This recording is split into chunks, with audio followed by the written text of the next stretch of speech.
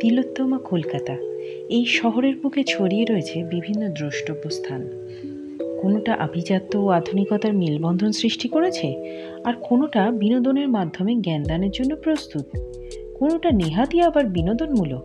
এই কলকাতা শহর পুরো ঘুরে দেখতে তোমাদের মোটামুটি 3 থেকে 4 দিন লাগবে। তবে আজ তোমাদের এমন কিছু বলবো যাতে তোমরা একদিনে মোটামুটি কলকাতার ফেমাস কিছু জায়গা ঘুরে নিতে পারো, এবং কম বাজেটের মধ্যে। কলকাতা বললেই সবার প্রথমেই আমাদের মনে আসে Victoria, Birla planetarium, museum, Alipore zoo, এই সবগুলোর কথা, তাই তো? যেটা প্রায় সেন্ট্রাল কলকাতায় অবস্থিত। একদিনে এই সবগুলো তোমরা ঘুরে দেখতে পারো, তবে তার জন্য কিন্তু বেশ সকাল সকাল তোমাদের বেরোতে হবে। এগুলো তোমরা 2 দিনেও ঘুরে দেখতে পারো। চিড়িয়াখানাকে একদিন রাখলে, আর বাকি ভিক্টোরিয়া, বিড়লা প্ল্যানেটোরিয়াম, মিউজিয়াম এগুলোকে আর এক দিনের জন্য রেখে দিলে। চলো এবার বেরিয়ে পড়ি। তোমরা যেখান থেকেই আসো না কেন, মোটামুটি হাওড়া বা শিয়ালদা অবধি এসে পৌঁছাও। তারপর সেখান থেকে বাসে করে প্রথমেই চলে আসো আলিপুর জু। বাস ভাড়া মোটামুটি 15 থেকে 20 টাকা মতো পড়বে। জু সকাল 9টার সময় খুলে যায়, আর বিকেল 5:30 অবধি এটা খোলা থাকে। এখানে টিকিট প্রাইস হচ্ছে 50 টাকা করে বড়দের, আর 5 বছরের নিচে বাচ্চাদের 20 টাকা করে। তবে বৃহস্পতিবার কিন্তু আলিপুর জু বন্ধ থাকে। মোটামুটি 2-3 ঘন্টা হাতে সময় নিলেই তোমরা মোটামুটি জুটা ঘুরে দেখতে পারবে। এখানে তোমরা প্রায় 108 রকমের প্রাণী দেখতে পাবে। বিভিন্ন রকমের হরিণ, royal Bengal tiger, Asiatic lion, বিভিন্ন রকমের পাখি, ভাল্লুক, গন্ডার, জলহস্তী, নেকড়ে, শিয়াল, সজারু, কত কি দেখতে পাবে। এছাড়াও তোমরা এখানে লামা, লেমুর এই জাতীয় বেশ কিছু বিলুপ্তপ্রায় প্রাণীও কিন্তু তোমরা দেখতে পাবে। আর এই শীতে চিড়িয়াখানার নতুন সংযোজন হলো ইয়েলো অ্যানাকন্ডা আর একটা সাদা বাঘ। তোমাদের বেশ ভালো লাগবে সবটা ঘুরে দেখতে। এখানে কিন্তু সাপঘর বলে একটা আলাদা সাপের জায়গা রয়েছে, যেখানে তোমরা বিভিন্ন রকমের সাপও দেখতে পাবে। এছাড়া কুমির, ঘড়িয়াল সব কিছুই আছে এখানে। এত ভ্যারাইটি ইন্ডিয়ার কোনো চিড়িয়াখানায় আছে কি না তা আমার সত্যিই জানা নেই। এরপর এখান থেকে বাস ধরে তোমরা চলে যাও ভিক্টোরিয়া মেমোরিয়াল। আর যদি একদিনে শুধু ভিক্টোরিয়া, বিড়লা প্ল্যানেটোরিয়াম আর মিউজিয়াম ঘুরতে যাও, তাহলে তোমরা বাসে করে বা মেট্রো করে তোমরা চলে এসো ময়দান। মেট্রো স্টেশনেই দেখবে সব কিছু তথ্য দেওয়া রয়েছে। দেখো, সুন্দরভাবে একটা গাইডলাইনও কিন্তু এখানে করে দেওয়া আছে ময়দানে। সেখান থেকে 1 নম্বর গেট দিয়ে বেরিয়ে তোমরা সোজা চলে এসো যেদিকে টাটা স্টিলের বিল্ডিং আছে সেই দিকে। এই টাটা সেন্টারের উল্টো দিকের রাস্তা ধরে কিছুটা এগুলেই কিন্তু তোমরা পেয়ে যাবে তোমাদের ডেস্টিনেশন। এই রাস্তাটা হলো জওহরলাল নেহেরু রোড।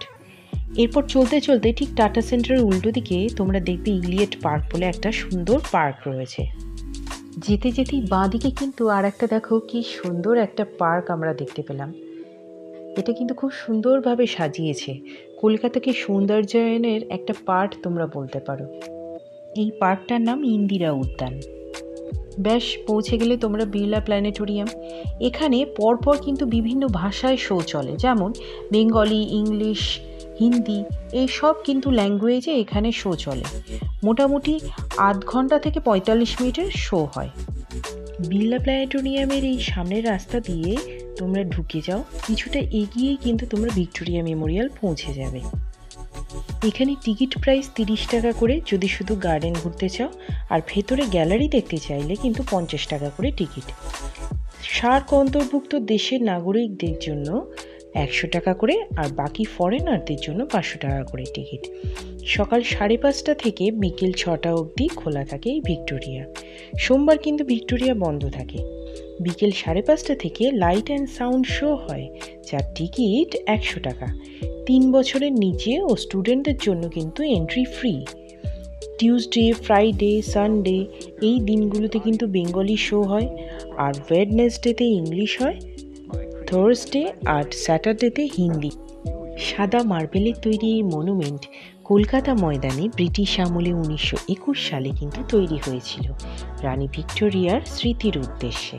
এর ভিতরে যে গ্যালারি আছে সেখানে রাজাদের ব্যবহৃত বিভিন্ন জিনিস রাখা আছে।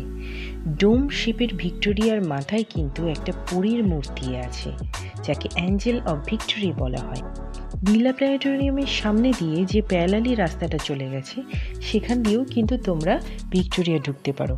এটা কিন্তু তখনই ঢুকতে পারবে ঠিক বিকেলবেলাতে যখন লাইট অ্যান্ড সাউন্ড শো শুরু হয়, তখন কিন্তু ওখান থেকেই টিকিট দেবে এবং ওই গেট থেকেই তোমাদের এন্ট্রি হবে। বিড়লা প্ল্যানেটোরিয়ামের পাশেই কিন্তু রয়েছে সেন্ট পলস ক্যাথিড্রাল চার্চ। এটা কিন্তু কলকাতার আর এক বিখ্যাত জায়গা। ভিক্টোরিয়া থেকে বেরিয়ে তোমরা চলে এসো জওহরলাল নেহেরু রোডের ওপর। সেখান থেকে তোমরা বাঁ দিকে টার্ন নিয়ে কিছুটা দূর হেঁটে গেলেই দেখতে পাবে পার্ক স্ট্রিট ওভারব্রিজ।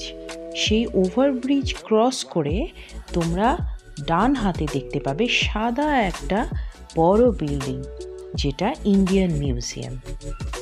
1814 সালে সেন্ট্রাল কলকাতায় এশিয়ার এই ওল্ডেস্ট এবং লার্জেস্ট মিউজিয়ামটি স্থাপিত হয়েছিল। এখানে প্রায় 2.5 মিলিয়ন মতো সংগ্রহ আছে, যা 35টা গ্যালারিতে সুন্দরভাবে সাজানো রয়েছে। এখানে সব কিছুই প্রায় অরিজিনাল। এখানে তোমরা কিছু দুষ্প্রাপ্য জিনিসও দেখতে পাবে যা প্রায় বিলুপ্ত। এছাড়াও এখানে তোমরা ফসিল, প্রাণী স্কেলিটন, বিখ্যাত মানুষদের পেন্টিং ইত্যাদি তোমরা দেখবে। এখানে সবচেয়ে আকর্ষণীয় সেটা হলো মিশর গ্যালারি, যেখানে একটা অরিজিনাল মমি রাখা রয়েছে। সোমবার বাদ দিয়ে রোজই এটা খোলা থাকে 10টা থেকে 6টা পর্যন্ত। বড়দের টিকিট 75 টাকা আর ছোটদের টিকিট 5 বছরের নিচে 20 টাকা করে। এই মিউজিয়ামের সংগ্রহ সত্যি অবাক করে দেওয়ার মতো। এখানে তোমরা আসলে বিজ্ঞান আর ইতিহাসের একটা মেলবন্ধন দেখতে পাবে কিভাবে আমাদের পুরনো দিনের সমস্ত প্রাণীরা কিভাবে পরিবর্তনের মাধ্যমে আজকে নতুন রূপ পেয়েছে।